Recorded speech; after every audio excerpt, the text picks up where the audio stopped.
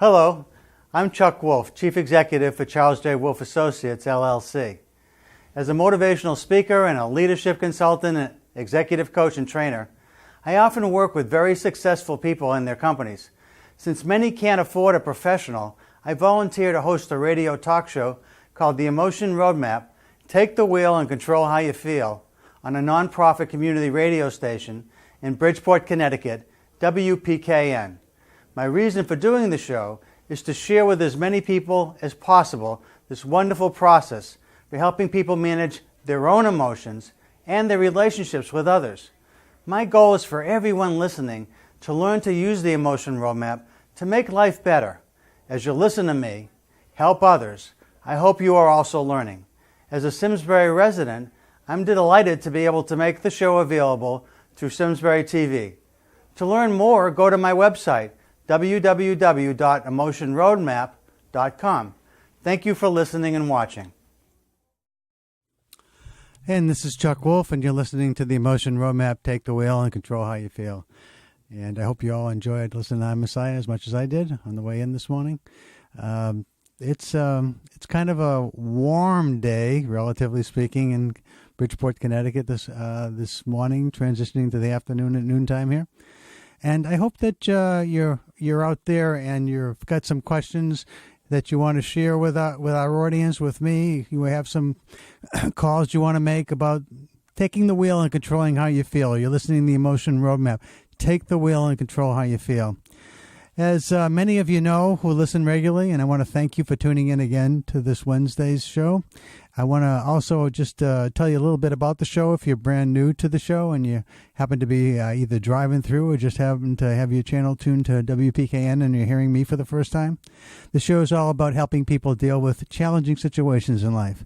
Lots of times I find smart people are stuck when they're dealing with situations that have strong emotions in them. We don't get a lot of training in our lives to deal with emotions. We don't really have a lot of experience learning about how to handle anger in constructive ways, or how to deal with depression, or how to deal with embarrassment or sadness that lingers. There's a lot of reasons why those emotions are appropriate at certain points in time, but nevertheless, we don't necessarily have good constructive ways of dealing with them. One of the things that I like to do is I encourage people to call in about situations in their home life, their work life, their community life, their personal, professional lives. In some way, you may be struggling with situations in your world that are important to you, and you don't really know what to do next. What happens in this show is that when you call in, and I hope you're comfortable calling in because it's a chance to get some help. My experiences in many years of doing therapy and a lot of years of being a leadership coach, and in the more recent years using this concept of emotional intelligence, this new science, to help people to learn how to deal constructively with challenging emotions. And so if you call in, the way it works is that you call in with a situation that you tell me about a bit, and then once I listen to your situation, I help you think about what are you feeling. And I help you think about what would be better to feel, more helpful to feel, even ideal to feel. And in helping you to try to understand how feelings impact your thinking, and how thinking impacts how you behave, and how if you influence your own feelings, you can change what you're thinking, you can therefore change how you behave. And the way we create change in ourselves is not different than the way we conceive of helping others to change as well. So the same concept in terms of thinking about what it is that other people are feeling. And if the feelings that another person is experiencing, from our viewpoint at least, don't seem helpful, what would be helpful? And how could we replace it with feelings that would be more ideal to feel? How do we do that? And so the show's about helping you. And each of you that call in become an example for everybody else that's listening to demonstrate how this concept I called an emotion roadmap works. An emotion roadmap simply says if you're not feeling a constructive feeling and you want to feel something that's more helpful, and I like to use the example if you're feeling anxious and you want to feel confident, which is a typical example of people who struggle with feelings. How do you get from anxious to confident? How do you do that? And so whatever the feelings are that you might have, I want to help you move from whatever it is that you're currently experiencing in terms of your feelings to something far more constructive and ideal. And in doing that, it helps everybody who's listening to understand how this idea of an emotion roadmap works. And the emotion roadmap is based in part on science, the science of emotional intelligence, the science of change management, the science of appreciative inquiry and building on strengths, the science of problem solving. All of that kind of flows into this idea of an emotion roadmap, how to make it work. And I want to share that with you, and that's why now in my 10th year, which I'm pretty excited to say, my anniversary is in December, so it's still very fresh for me that I'm in my 10th year of radio. That's an exciting concept all by itself. And proud to be here with this wonderful station. So one of the things that I'd like you to think about is, are you in a situation right now where you're struggling, where you're having some concern about how to proceed? What's the next step that makes sense? When you're not certain how to go forward and take that next step, it's a good opportunity for you to call, because when you call, one of the things that happens is, if I'm helping you understand your situation from an emotional perspective, helping you to focus on the emotions that you're experiencing and help you to see how by focusing on emotions you can make your situation better. Once I show you how to do that for you, everybody else that listens gets some help at the same time. So that's my excitement, that's my passion, that's my reason for doing the show, is I really like helping people. I like to make a meaningful difference in some positive way for folks. And so if you're listening for the first time, hopefully you get a sense of what the show's about. And if you're listening as a regular listener, again, thank you so much for tuning in on a regular basis. I know I have listeners out there. I even had one listener one time say that they'd like to start a fan club, and that sounds like a great idea, I guess. Only somebody would have to organize it, not me. I'm really good at helping people solve problems emotionally.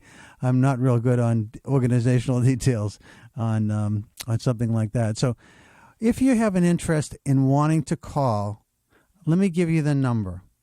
The number is 203-336-9756. So right away, if you've got something and you're waiting me to come back on the air, please don't hesitate to call 203-336-9756. And I'll wait a minute just to see if anybody's been waiting to call.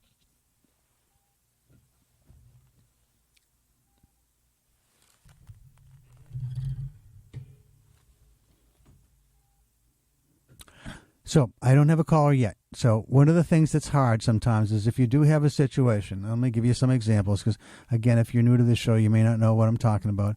You may be struggling at work. And what are the typical situations where people struggle at work? Sometimes they have a difficult leader that they work for, an immediate supervisor or someone at a high level that's impacting their world in a tough way. In fact, it's one of the things I want to talk about today as a topic. I always like to come in prepared to talk about several topics on the show, because I feel it's important to be able to have something of substance to add to people, even if by chance we don't have any callers on a given day, which doesn't happen a lot, but on occasion it does. So one of the things that I want to talk a little bit about today is toxic work environments. It's amazing to me how many environments are out there where leaders that are very dysfunctional create a lot of harassment and anger amongst their employees. Demotivate employees, cause employees to feel disengaged. There's a lot that happens in the workplace, and I would want to talk about that as a topic. But also, if you have a situation like that and you want to call in, I'd love to hear from you about what's going on for you and how are you surviving it. Because sometimes the idea of a community radio station is that we are a community. All of you that listen are part of my community, just as I'm part of yours. And so, in a way, as an expert in the areas of emotional intelligence and in leadership coaching and in being a therapist, over the years I've learned a lot of things that I'll share with you. But by no means do I assume I have all the answers, and I know that we have very smart listeners in our audience. And some of you have some great ideas I love hearing about. And I ask you to share your thoughts as well about how you maybe are surviving a toxic workplace. Maybe you survived one in the past. and you can share that. Maybe you're in one now and you're struggling. You want some help trying to figure out how to solve it. And maybe I'll have some thoughts for you, but maybe some other listeners will as well. Again, the number to call is 203-336-9756. 203-336-9756. And if you have something that you want to talk about having to do with somebody who leads you at work that you're not happy with, or someone who you work alongside, or is a peer of yours that for some reason you're struggling with, have not figured out how to work with, or someone who perhaps you are a leader and you have someone working for you that isn't performing the way you'd like them to perform. There's lots of things that happen in the workplace. Sometimes you have difficult customers. Sometimes you have difficult leaders, peers, coworkers, followers, team members. There's lots of places where conflict and problems show up. And if you're struggling with how to deal with a conflict without escalating it, or how to approach a situation that you're uncertain about or you're feeling doubtful, give me a call. My job is to help turn your self-doubt into self-confidence. That's the way I see it here on this show. Again, the show is the Emotion Roadmap. Take the wheel and control how you feel. I'm your host, Chuck Wolf, and my background's in emotional intelligence in the last, 18 years or so. And also my background is in psychology and in human relations. I've been doing a lot of work over many years as an entrepreneur, and before that as the Director of Leadership Development for companies like Hartford Insurance and Exxon. So I've had a lot of different background experiences and even worked in schools for a number of years and in hospitals for people that are having mental challenges. So there's a wide range of experiences I've had, and I bring whatever knowledge and experience I have to you if you choose to call. So I hope you don't wait to the end of the show and wait too long. If you've got something on your mind, it's really a good idea to try and call early in the show to make sure I have time to help you. Because once people start calling, then what happens is I can't pick up the phone because I'm here by myself. And it's all volunteer programmers at this station. So if you got something you want to talk about, then please give me a call early rather than later in the show. The show is from 12 to 1 p.m. Again, the number is 203-336-9756. 203-336-9756.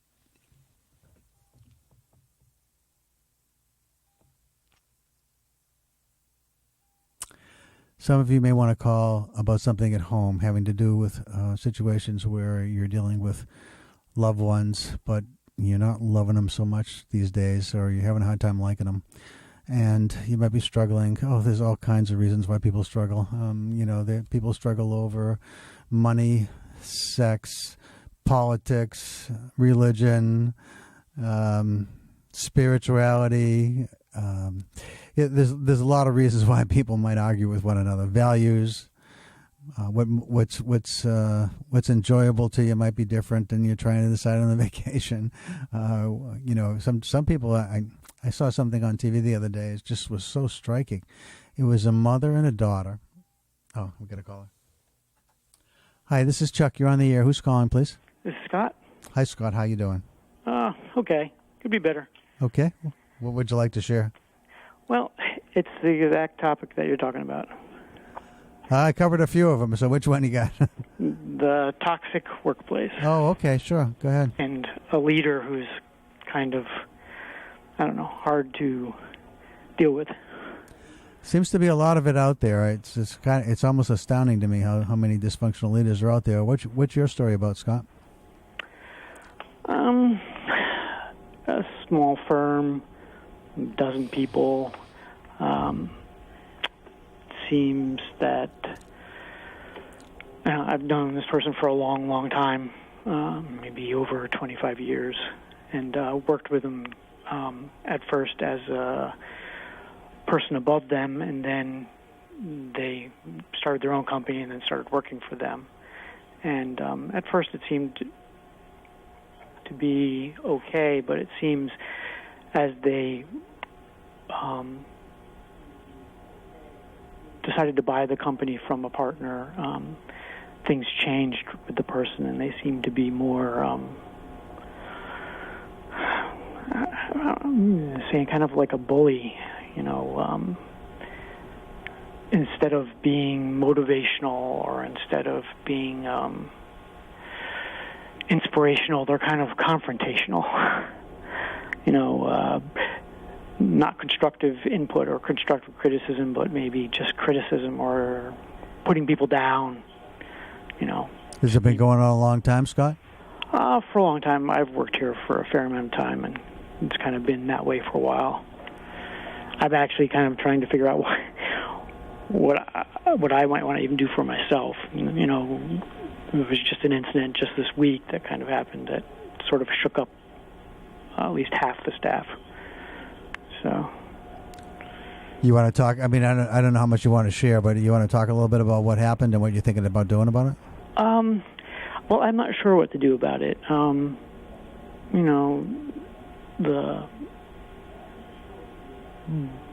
The boss was upset with some things I decided to do.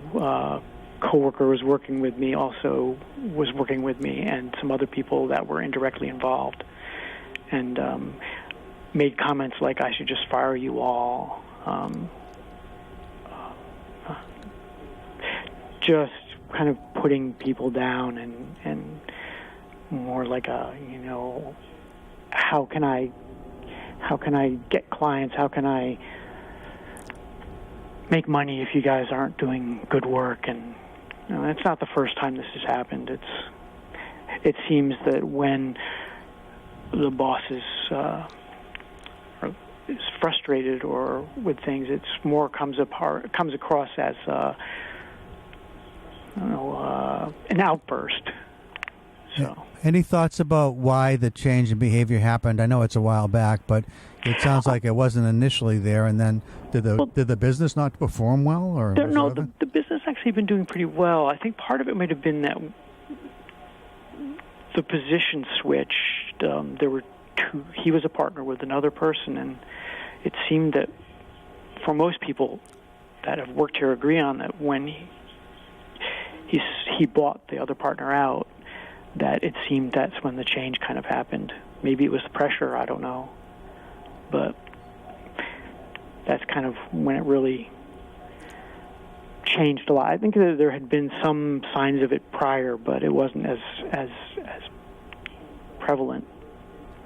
So he has this capacity to go to that bullying tactic to address his employees, and it showed up much more when the partner left. So the partner was probably doing some things that this person thought he could handle everything when he bought him out, and now all of a sudden he can't handle everything the way it worked when there was a partner there. I'm just trying to speculate a bit about what might be going on for this person. You think that's at all right? That's possible. They also recently, I don't know, maybe 3 years ago, lost a close person to them. Person passed away. I think that didn't help either. Two close people, actually, within a year. And, This is something. When you say they, you're talking about the two partners, or the one partner. The one partner, no. He lost a couple. No. He lost a couple of people that were close to him. Yeah. Have you thought about anything that sometimes makes things feel anywhere near normal or good at the workplace? Are there any times when you're experiencing it goes for a few weeks where it feels like, hey, maybe this is okay? I think it's when the projects are going well, when I guess it's mostly when things are just stable, when there's nothing else happening. The company kind of changed. It used to be a very fun place to work. We had video games. We would have a game of hacky sack and good weather with other coworkers. We used to have a dune buggy that was part of something, a gift from a client, and we used to ride around and people had fun on in the area. It was a pretty easygoing company, but it shifted to just kind of oppressive, kind of unmotivated. Demotivating, yeah. So, Scott, have you tried to address it in any ways? I mean, you've known this person for a long time. Did you ever sit down and talk to him about it? Well, I haven't. it's not comfortable, I guess, not comfortable for me. And there have been situations where he and I have actually gotten into fights, sort of out of control, a little too emotional, a little too heated. So it hasn't been very positive the last several times that's happened. So how long have you been with them, and are you thinking about not leaving at some point? Is that where you are? I've thought about that off and on, and that's part of the other thing is I don't know if it's a mixture of, well, part of it is I do like the job. I do like the type of work, and there's not many comparable places to work in the area. The type of field it is. That I know just from research and from being here for a while. I've thought about trying to change, get out of this particular business and just try something new. But I guess part of it is reluctance, fear of change. Right.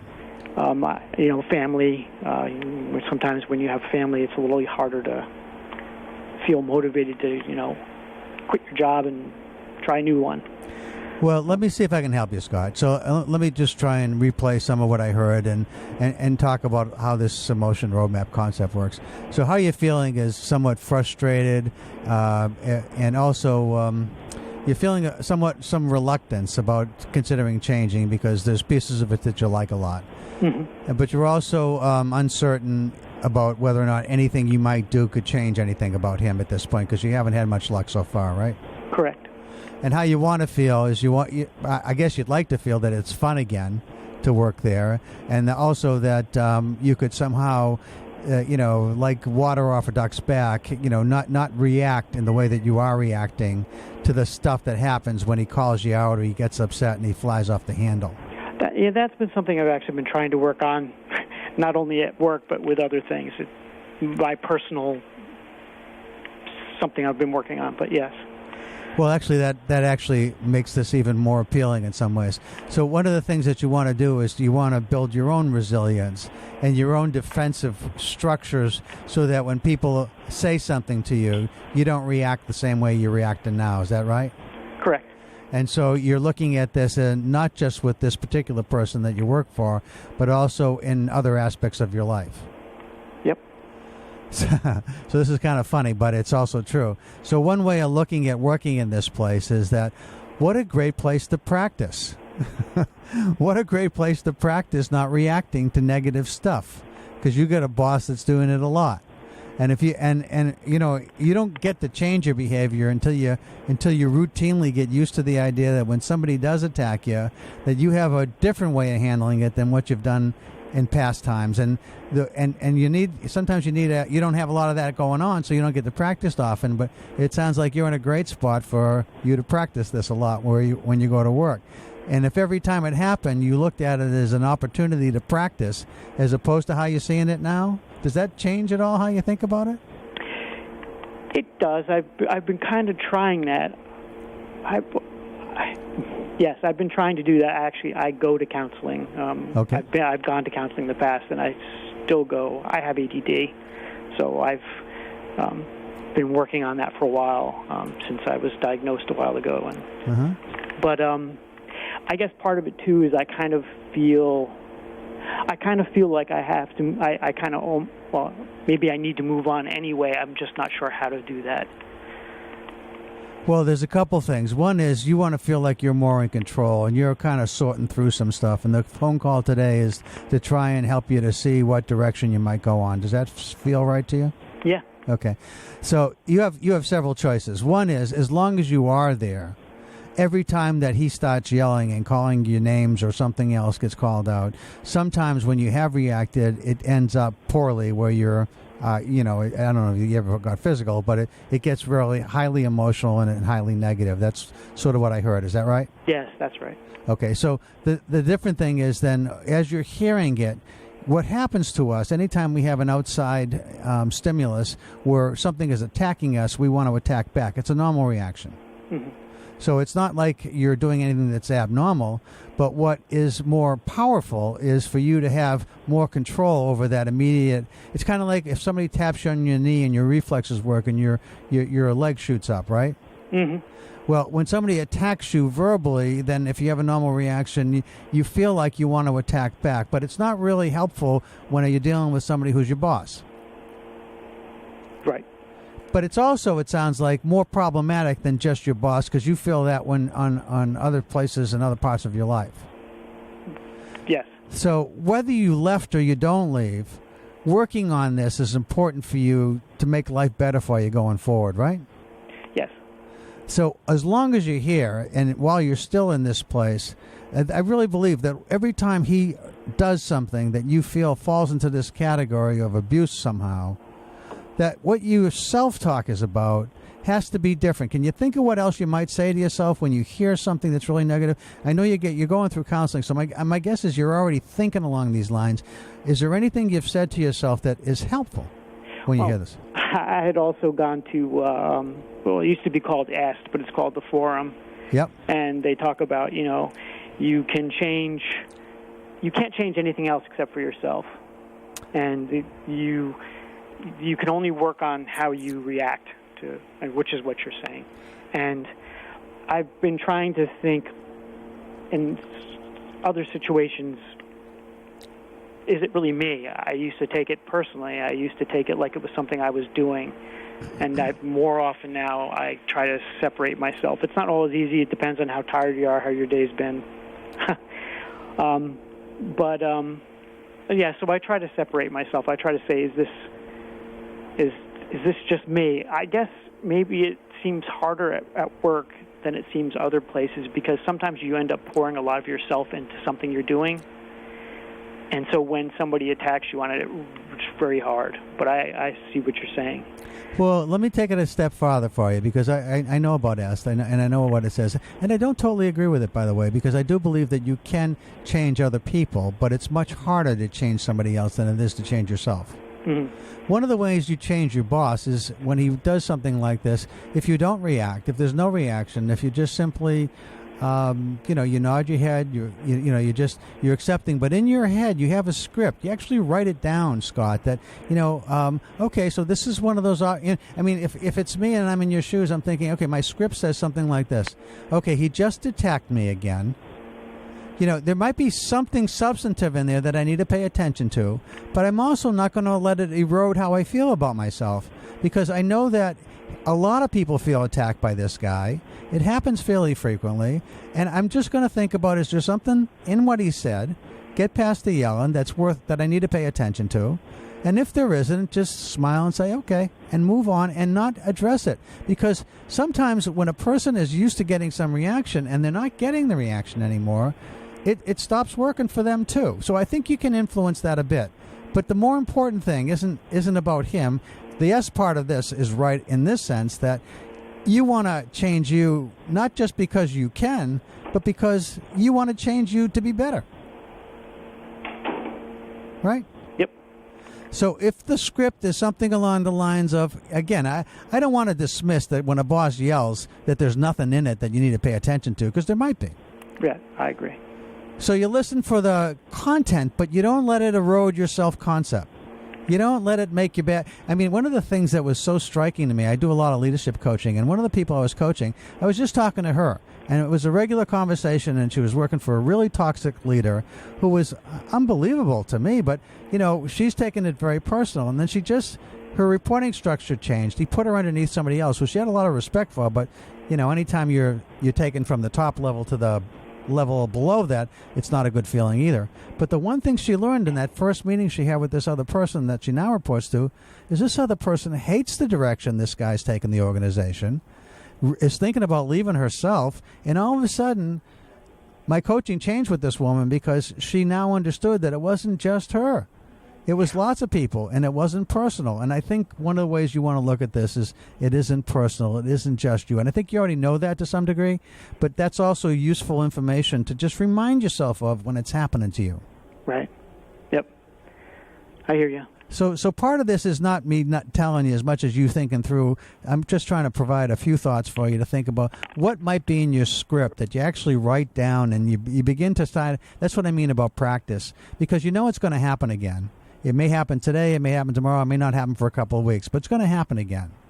Yep. And as soon as it does, if you practice rehearsing what you want to say to yourself, and the self-talk is healthy, instead of some of the things that you might be saying to yourself now, things are going to start changing for you. And when they start changing for you, you're going to feel more in control. And when you feel more in control, you're going to be able to make that decision about, okay, I'm handling this workplace better, but do I want to stay? Because now I don't feel like I have to leave. It's more about, do I want to leave? Right. And the more control you have, the more you feel like you're in charge of the situation, and that stuff's coming that isn't as ugly at times, but that you handle it well and you feel stronger and more resilient. You're building your self-concept in a way that's realistic and practical, and at some point you'll know what's the right decision as to whether you want to stay or go at that point. And I definitely think the part of it not feeling out of control, as far as like feeling like I have to leave or don't have to leave, would definitely be helpful from that standpoint as well. So the goal of the emotion roadmap is to take the feelings you're having and help you to create more ideal feelings. So to me, the feeling right now is like a lack of control, and it's this frustration and upset and anger when this stuff happens, and the control comes from feeling like you have a strategy for meeting what's to come, knowing it's coming, that's going to make you feel more in control, feel stronger and more powerful, and then you'll feel like you can make these other decisions about whether staying or going is the right choice. Sounds like a plan. Does that sound helpful? No, that does, yes. Okay. Well, I appreciate you calling in, and thanks for the call, Scott, and I hope it works for you. If you have some success with it, I'd love to hear back from you. And if you're struggling and trying to make it work, same thing. Give me a call back. Sounds good. Okay, take care. You have a great day. You. You bet. Bye-bye. So that's how the show works, folks. Scott, thanks for calling in, and it's about this idea of sometimes you're feeling a certain way, and well, I do believe you can influence how other people feel, and when you influence how other people feel, feelings influence how people think, and thinking influence behavior. So I do believe you can change other people. It's just a lot harder.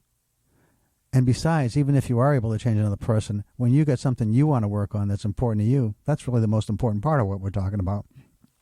So if you got something that you want to call about, give me a call.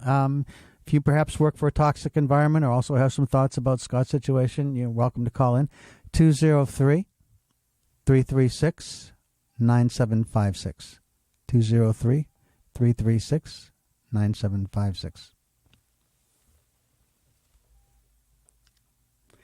I want to add another topic to today's show because I don't know, not everybody is a college football fan or even a sports fan for that matter, and I actually don't watch a lot of college football. I tend to watch the local teams when we have them, when UConn's playing, although it was a disappointing season, but I did watch the college football championship, and for those of you that don't know much about the game, there's a lot about it out in the press right now, and you can Google college football championship game and read about this young man.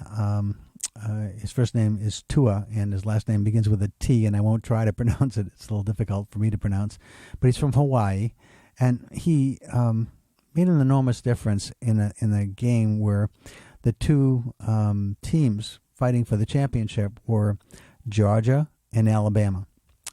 And it looked in the beginning, when the teams first started playing, that Georgia was going to win the game. Alabama looked pretty lifeless on offense. Both teams had good defenses. But Georgia's offense, was a little bit better, and they were leading at the end of the half by 13-0, and Alabama looked like it had very little that would change. It just didn't seem like they had anything happening that made you feel like they were going to mount a comeback in the second half.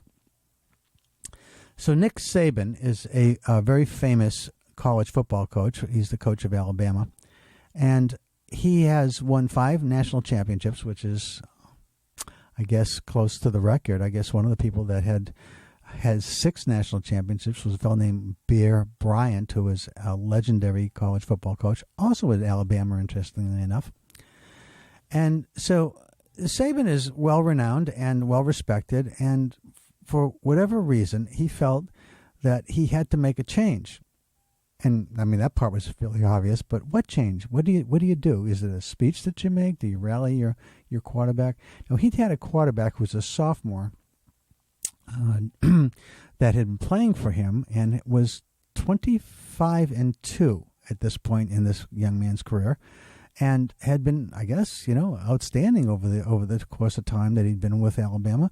But he just didn't seem to be motivating the offense, and so the Coach Saban, decided to put in a true freshman quarterback, this fellow named Tua from Hawaii, who had never, I don't think he had played any real minutes in a real game.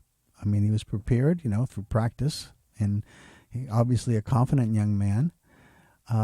But he started him in the second half, and I guess he said to the quarterback who had been playing, Jason Hurts, that, this is, I just got to try something. We'll rotate the quarterbacks. But he never rotated Tua out because Tua played amazing. Everything changed when he came into the game for the offense. And again, both defenses were still pretty good, but Tua was absolutely amazing. And so one of the things that I think a lot about is, how do you, as a leader, handle it when you've got somebody that's been very talented for you, but somebody else comes along who might be even better?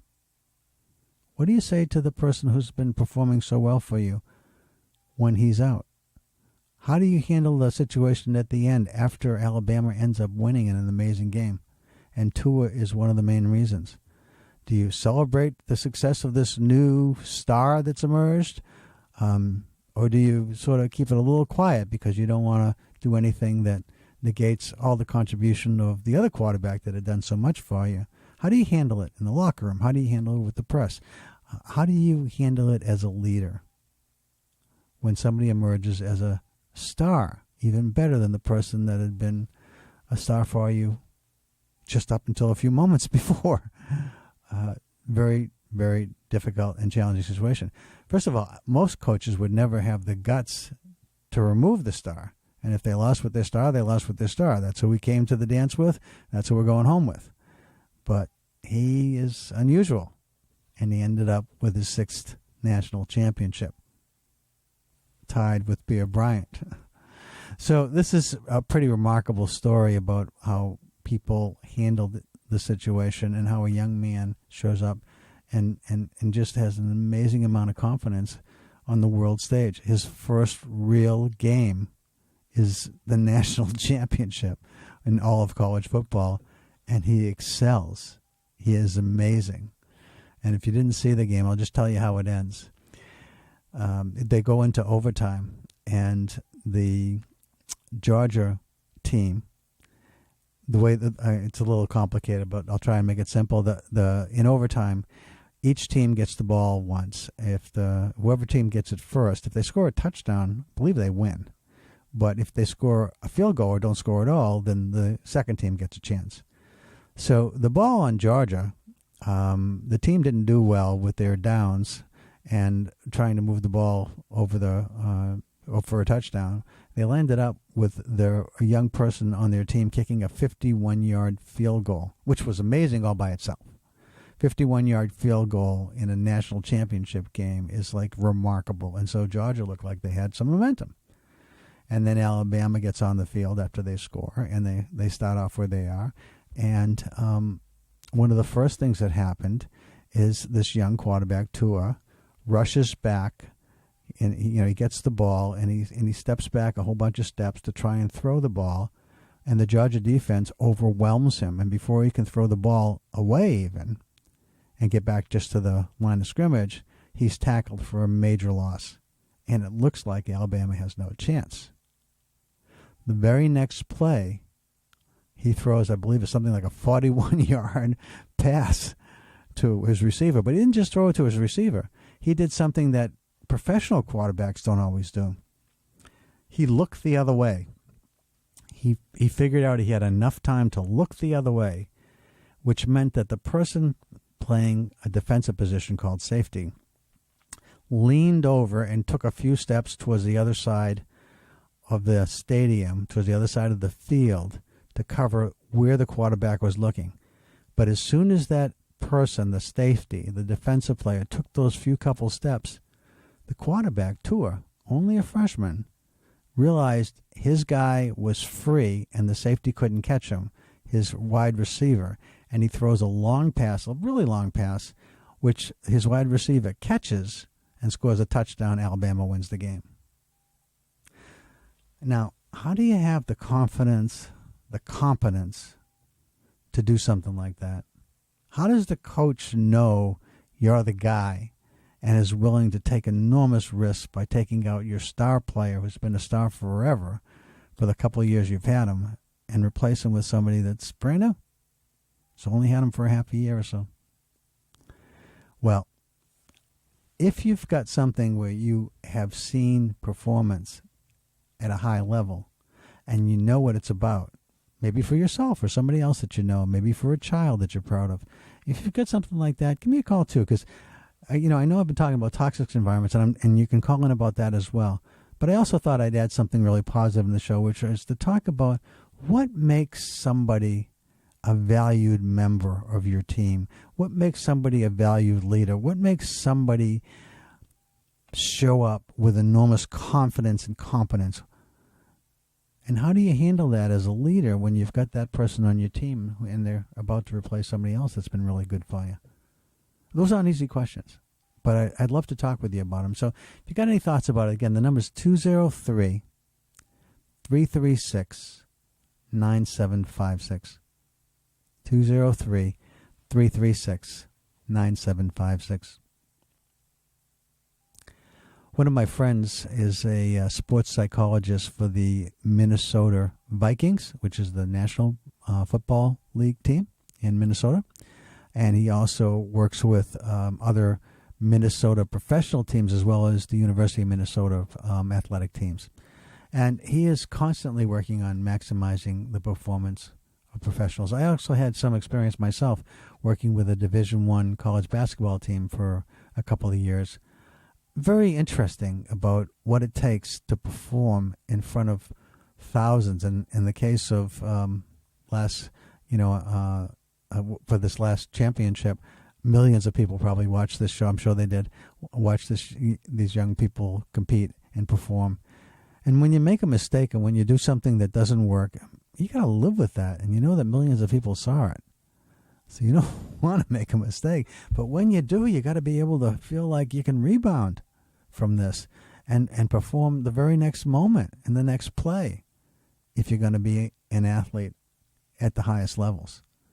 But I'm not just talking about athletic performance. I'm talking about performance in the workplace in any form. Because what makes people excellent? What have you seen that creates confidence and competence? Those are two key things. I actually think that what makes really successful leaders is confidence. They show up and they appear to know what they're doing, but they don't just know what they're doing. They also know that they can say, hey, I don't know how to do that, but I can find out. I mean, that really generates confidence, because you don't want to work for somebody who thinks that they know how to do everything, because nobody knows how to do everything.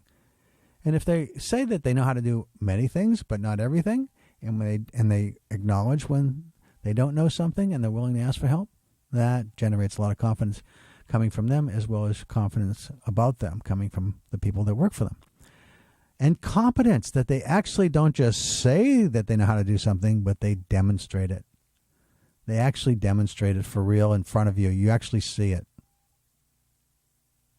And then the last thing that really matters, I think, in terms of being a valued leader, is that you demonstrate caring for others.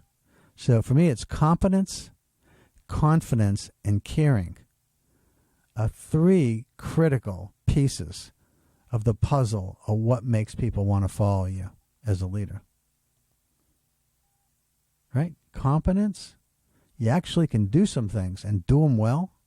Confidence, you show up as somebody that's comfortable knowing what you know and being willing to ask for help for what you don't know, and caring. Somebody that shows up and cares about people.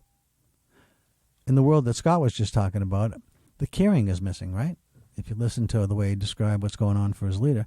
And if a bunch of people decided to leave all at once, maybe that leader would turn around because they'd realize that, hey, I'm doing something that's causing people to leave here or underperform. What's amazing to me is how many leaders don't recognize that when you do care about people, and caring, by the way, is different than what some people think sometimes is, well, you're nice to everybody even when they don't perform. No. Caring is about holding people accountable. That's a big part of caring. And helping people to be the best that they can be, helping them realize their potential. But it isn't letting people slack off, because if you care about people, you know that the people that are working really hard for you, alongside, or if they're working alongside someone that isn't working very hard and there's no consequence, that's demoralizing, demotivating, and disengaging. So when a leader cares, they care for the right reasons, and they do the right things. So caring is not an easy skill. It's a hard skill to demonstrate. And sometimes, it's really hard because sometimes the business just isn't doing well, and you can't keep everybody. What do you do for the people you have to let go? How do you demonstrate caring for them? You can, but again, not easy. So if you've got something that you want to share, either about a toxic environment, something you're dealing with yourself, or you want to talk about some incredible performance you've seen in your workplace, or what it takes to perform at a high competence level, give me a call. I'd love to hear from you. 203-336-9756. 203-336-9756. And I do hope at one point to have my friend who's a sports psychologist named Rick Averman on the show with me, just talking about, how he does that, how he creates that. Hi, this is Chuck. You're on the air. Who am I talking to? Hello, my name is Stephen from Bridgeport, longtime listener, and I'd like to thank you for stating some of the things that I've always had issues with when I did work amongst other people in a factory, being held accountable for your level of skill. And actually making it, and I think it's important that what you said is very important, that being a caring person is actually allowing someone to achieve their level, not to coddle them and, in other words, just make them feel better. Yeah, Stephen, I thank you for calling in, first of all. And I think that's wonderful that you stated that, and I want to thank you for that. And I think that goes with everyday life. We all need to be being held accountable is really caring for someone, and I think that's important to know. I appreciate that. I agree, obviously, and I think sometimes people mix up caring with being somebody who's kind of laissez-faire and doesn't really hold people accountable, and that's why I wanted to make the point. And I think that's applies to some of our sort of political atmosphere now. You always hear people shouting this, that, and the other thing, but they never shout facts. They just shout feelings. Well, I'll leave you with that thought, and I want to say, okay, you have a great day. Stephen, thanks a lot for calling in. I appreciate it. Bye-bye. Bye-bye now. Well, I'm glad we didn't go too far down that political role conversation. Isn't that hard? I started to say earlier in the show that I was watching something on, I forget where the news feed came from, but maybe Yahoo or someplace. But it was a mother and a daughter who haven't talked to each other since the election of Donald Trump. And it was very sad, but this reporter decided to go out. He was looking for people and families that had stopped talking to each other. And I guess there are many. It's quite unfortunate, I believe, because I think, let me just say something before I go too far into the example. I just think when you love somebody in your family and you have disagreements, that you should find ways to disagree and yet still maintain a relationship where the love is present and conversations about other things where you do agree are possible. I've been kind of astounded, really. Somebody who spent a lot of years trying to understand emotional intelligence now and psychological health. It's been amazing to me at the levels that of people's anger since this election happened. And I understand reasons why people feel like they do, and I don't want to justify or criticize or make any judgments at all about why you feel the way you do. But when it gets in the way of dealing with your loved ones and allowing yourself to have a conversation with loved ones, for me, you're making a mistake. That's really sad. Because to me, not everybody agrees with me, but family is the most important thing to me. And relationships with friends are really important to me as well. And I love to have conversations with people that don't agree with me about whether it's politics or other things. In part because if I'm really open to the conversation, then maybe I learn something because we don't think alike. And I'm fine with that. What I struggle with is for people who have completely shut down and see no possibility of talking about people's viewpoints that might be different than theirs to the point where they stop talking to family members. I just think that's sad, and I hope that, anyway, I watched this mother and daughter. Let me talk about this now. I watched this mother and daughter, and in the interview process, the mother got teary-eyed, and she said things that, she believes in her religious experience that it's important to forgive people, and, you don't always have to agree, and she just feels terrible. She's not part of her daughter's life. Her daughter has some children, and so she doesn't get to see her grandchildren, and, when she's talked about that, she was teary-eyed. And the daughter, as she talked about it, sitting beside the mother in this interview, talked about why she thought it was important for her mother to accept her differences and why she believed what she believed and why it was important that she honored that and that until that time it wasn't going to work, that they had a relationship. And by the time it was through, you could see that there was some movement, at least I could, by watching them, just their body language and their facial expressions. And so at the end of the interview, what the writer said was that after a couple, because this had happened in the past, it wasn't live, said was that the mother and daughter have been meeting more recently and they've been sharing times together, and they're accepting of each other's points of view, that they don't agree, but they've moved on with their life to allow for the love that's there, that's fundamental and foundational to their relationship, to reemerge. And so I encourage all of you, even if you have violent disagreements with people about politics or anything else, if they're loved ones and you really want the relationship, find some way to accept that they have, for whatever reason, a viewpoint that's different than yours. And try to understand why it's important to move past that viewpoint, to disagree without being disagreeable, and to just find the love that's there and to reinforce that. That's my sermon for the day, folks, I guess. All right, so we did have a few callers. I just have a couple minutes left, so I'll talk a little bit about upcoming shows and encourage you to think about, if you have a toxic environment, think about ways that you can strengthen your own self. Think about ways that you can be more resilient. Think about ways that you can create a script of self-talk that works for you instead of against you. So often, for many of us, when we're criticized, we hear in our own minds reasons why that criticism is valid. Any self-doubt creeps right back into when we were younger, little kids, and trying to become young men, young women, older women, where we wanted to be whole and strong and in control, and that feels like it gets taken away when somebody else yells at us, especially if it's a boss. But my point to you is that, when a boss yells, partly it's about what's going on inside the boss. It isn't necessarily about what's happened with you. But there's often something in that message that is important for you to pay attention to. Pay attention to the content about what's wrong, but not to any demeaning comments about you. If there's something in there about you need to change, don't ignore that. But also, be resilient, be strong, be powerful in the way you feel about yourself. By being in control, by cleaning up anything that you need to clean up, by reacting in a way that's constructive to address any issue where you might have fallen down in some way.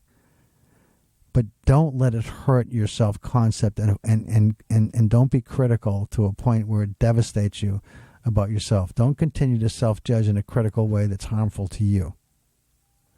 Have a script ready to go. And if you're in a place where you have a boss that's really tough to deal with, and it's happening a lot, view it as an opportunity to practice. And so every time it happens, a little smile should creep up on your face. Okay, this is another chance for me to practice being strong and resilient. listening for the content that might matter and ignoring all the negativity that surrounds it, and then moving on from there. And when you feel more in control, then you can make other decisions about whether staying or leaving or whatever choice you want to make. When you feel more in control, you make the decision out of, critical thinking and not out of panic. And I leave you with that. I'll be back in, I'll be away, so you'll have a couple of tape shows in February, folks. But I wish you the best. Hope you have a great 2018. Thanks a lot for listening, everybody. You've been listening to Chuck Wolf, the Emotion Roadmap, Take the Wheel and Control How You Feel, WPKN 89.5 FM, listener-supported radio. Thanks for supporting us. Bye-bye.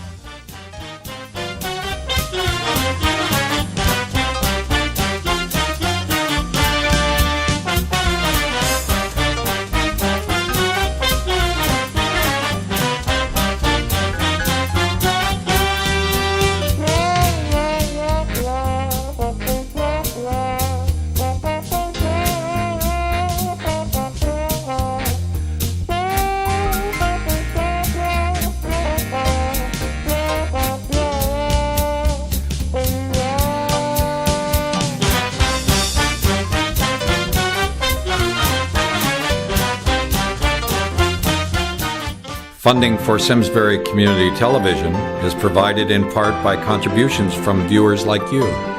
Thank you.